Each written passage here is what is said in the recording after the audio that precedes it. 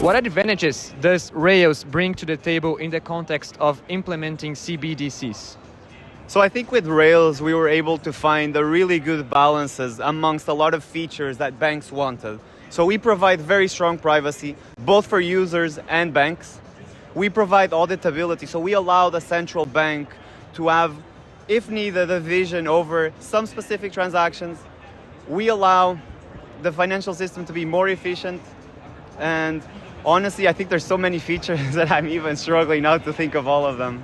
Awesome. And can you elaborate on Rails' participation in the Drex pilot with the BACEN, Central Bank of Brazil? So we are trying to provide a privacy solution for Brazil Central Bank, and based on their requirements, we're trying to help them build the best CBDC possible for the entire country of Brazil. So we're doing our best to help a lot of people. And what were some of the key learnings and experiences gained from working on the Drex pilot? How have these influenced Rails' approach to similar projects?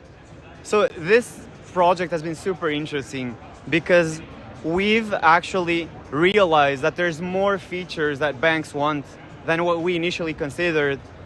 We have now reached a point where we tick all of the check boxes that for the features that these banks require.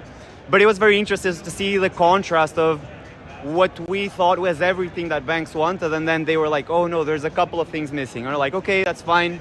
We will adjust and make sure that we give you the best solution. And in your opinion, what are the biggest opportunities and challenges in merging traditional finance and decentralized finance? So it's very interesting. There's a lot.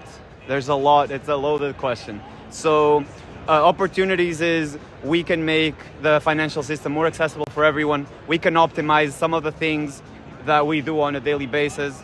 Programmability is very interesting. So I always like to think of the example where sometimes when you go and buy a used car, I feel kind of risky because you're taking the cash and then you don't really know if it's a fraud or not.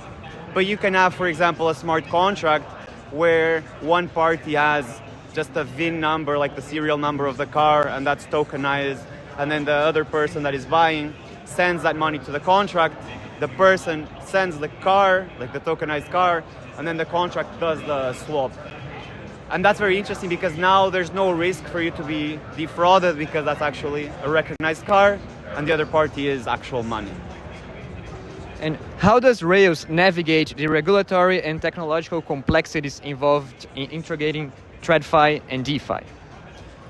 Yes, what we try to do is to get the best of both worlds. So if you kind of look at our architecture, we have it very modular.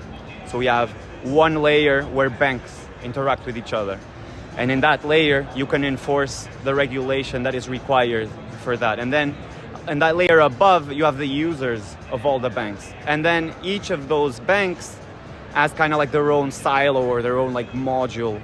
And there they can enforce also their regulatory questions or like principles, whatever they actually need to enforce locally.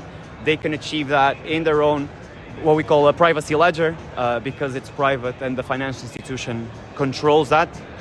And they can enforce the rules there. And then we have like the base layer where the central bank can say how like the regulation should be for all of the other commercial banks.